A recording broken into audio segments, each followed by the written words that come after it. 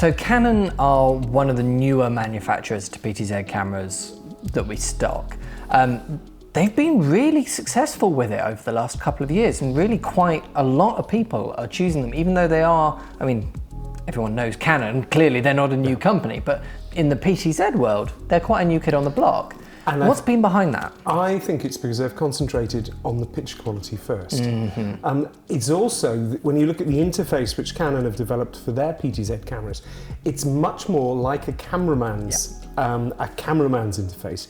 You look at it, we've got the important things, we've got shutter, iris, wide balance, all at the front of house. With PTZs, with the sort of second tier PTZs, they all tend to have a menu which doesn't resemble anything you get in a camcorder. You have to learn that menu before you can actually get into changing important details on the camera. So I think this is where Canon are winning, but ultimately it's the bang per buck, the picture quality they're getting out of their sensors and lenses, because of course they're known for sensors and lenses. Absolutely, Canon have always been great at that. They've got some amazing sensors which they're using in their camcorders, and the PTZ market has not necessarily over the last maybe 10 years been renowned for its image quality. So some improvements in that area are very welcome for PTZ customers. And you're absolutely right about the UI thing. As somebody who doesn't know that much about PTZ cameras, I'm much more of a traditional camera operator, it feels familiar on the Canon PTZs, which is not something I can say for every PTZ brand. Yeah, exactly. It is easy to find those important settings to change, and it's easy to run them on manual, which again, most of the other, certainly the second tier PTZ manufacturers, you want to just put it on auto, and leave it alone. There's somebody steering it but not doing anything else. With Canon, you can truly make the pictures look really good. So they've just introduced the N700, which is their sort of new flagship. What does the range look like now? So we start with the 300, the CRN 300, which is a small sensor and a low price, a lower sort of price point PTZ, which is competing in a very crowded market. But where it stands out really again is that simplicity of operation and the picture quality for something which is a bit over a couple of £1,000. Really, the bang per buck of that camera is very, very high. It's a good-looking little camera as well, tiny, very well built. Yeah, and it's interesting. It looks like a miniature version of the 500. In fact, all three cameras look very similar. But if you have them in the same frame, you can see the size is very different. It must be a quarter of the size. Yes, yeah, and the weight. But in terms of capability, it has actually, the CRN 300 has a higher zoom, a longer zoom than the 500 or the 700. And what sort of customers have you seen going for the 300?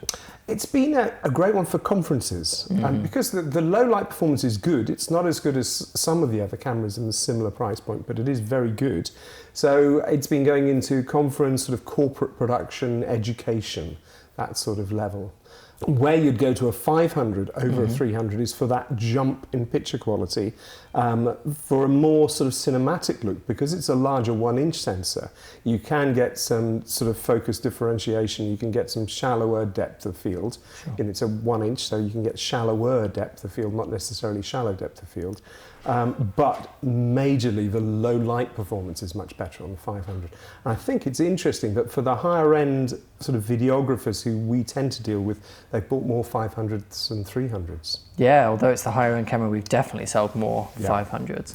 And it's the image quality which jumps out at being better than the rest of the pack, and that low light performance, because quite often when you're filming actualities, stage shows, theatrical, things like that, you are not in control of those light levels, and that's where the larger sensor really shines. So where then does the 700 fit into that? Well, we always said to Canon when they came out with these, to compete with the sort of higher broadcast level, they needed 4K at 50 or 60 frames a second. Over the SDI port. That's right, through SDI, 12 gig SDI. Yeah. Bird Dog have got several 4K cameras, but they only offer 6 gig through SDI or 4K at 25 or 30 frames a second. Sure. And the CRN 500 can actually do 4K at 25 or 30 frames a second through HDMI and through NDI HX, a sort of compressed version. So that we said you need it to compete with the big boys like the UE150, for instance. It really does need 12 gig SDI. And that's what they brought us with the 700. But also they've brought us a bump in image quality as well. And this really caught me by surprise because it looks identical. So I thought when they announced it, oh, amazing, you've just made a slightly higher end version of the 500 with a 12 gig SDI. 12 gig. Why are you charging another couple of That is not what they've done at all, is it? It's a whole new sensor. It's a new sensor, new lens block. Although it's on paper, it's the same specifications. It's definitely an update. You can just see the pictures zing out of this, don't they? It's one of the best images from a PTZ under 20,000. We think it's the same sensor as their XF605 camcorder, That's right? They pretty much confirmed this. It is. It's the latest and greatest camcorder in a PTZ, and it really shows. It's a more professional. It uses a 4-pin XLR power supply rather than the lower end power supplies, which the 500 just a DC port or... Exactly, and it doesn't come with that in a box, which could catch you out. Okay, yeah. Be aware. Most of the high-end PTZs from Pana don't come with power supplies as well, so that's a gotcha, which causes a few sales phone calls afterwards. Yes, I'm sure.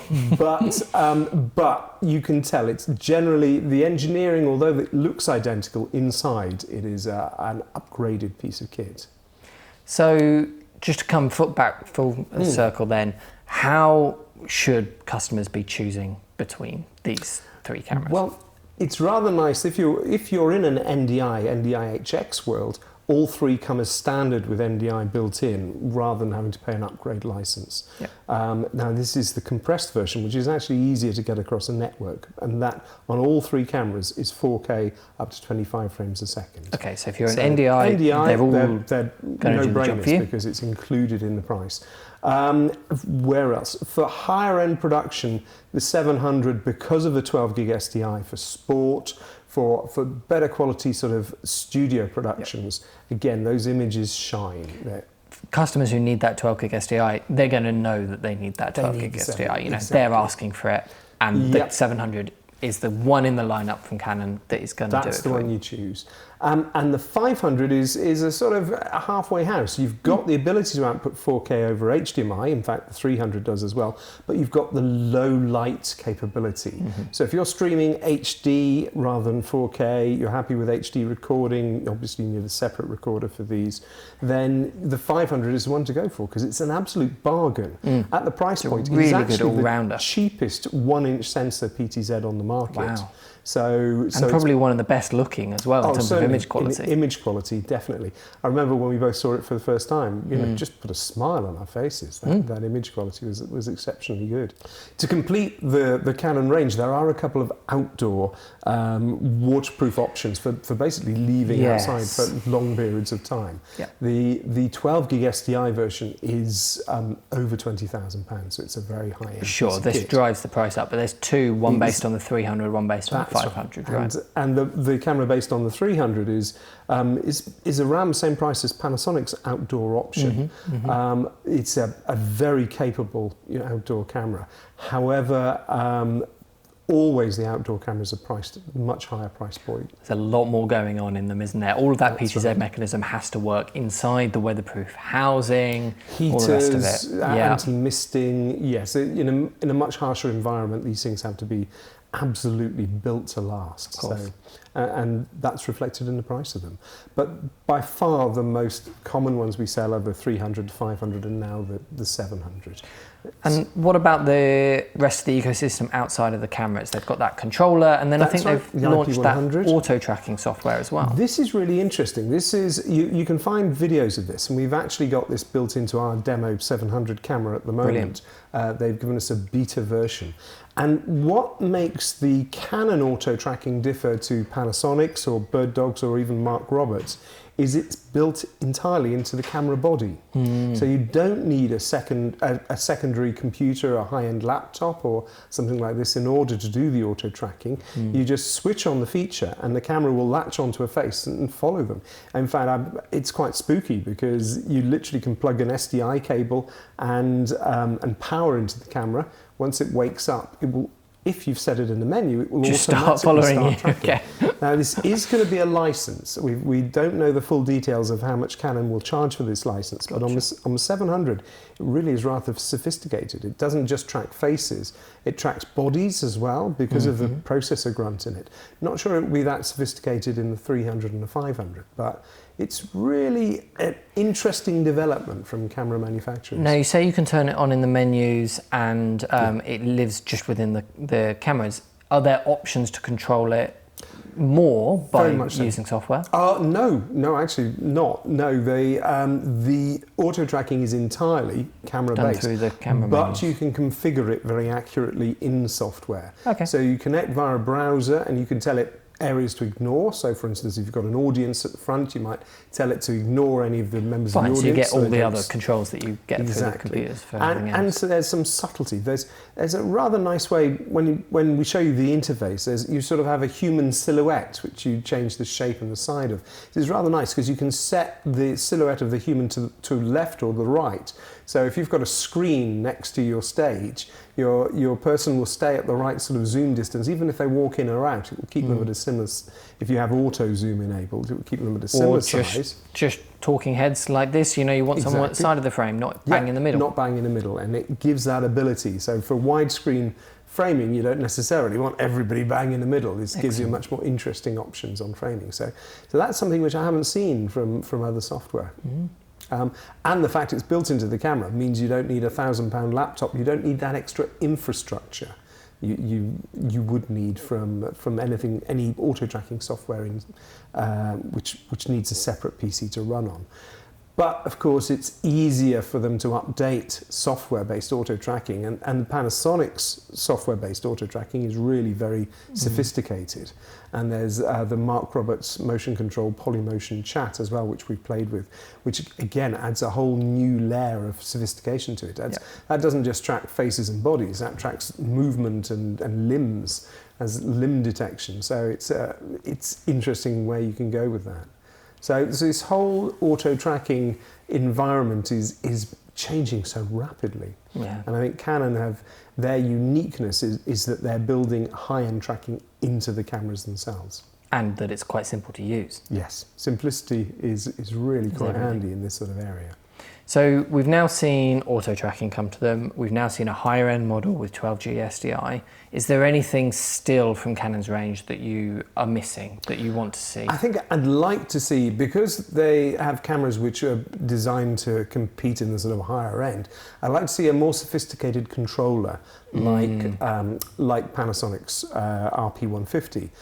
But you can use them with Skarhoy controllers. Skarhoy are a Danish manufacturer who make excellent PTZ controllers with built-in extra sophistication. So at the moment, if you want that extra sophistication, it might be worth looking at Skarhoy RCPs as well for colour, for painting live, and their controllers. But at the moment, you're limited to the IP100, which is a good controller, but it's certainly at the lower end compared to an RP150 from Panasonic. Awesome. So thank you very much for watching. If you want to try out any of these Canon PTZs for yourself, or if you have any questions, let us know down in the comment section or get in touch with our sales team here at ProAV. Thank you very much for watching. See you in the next one.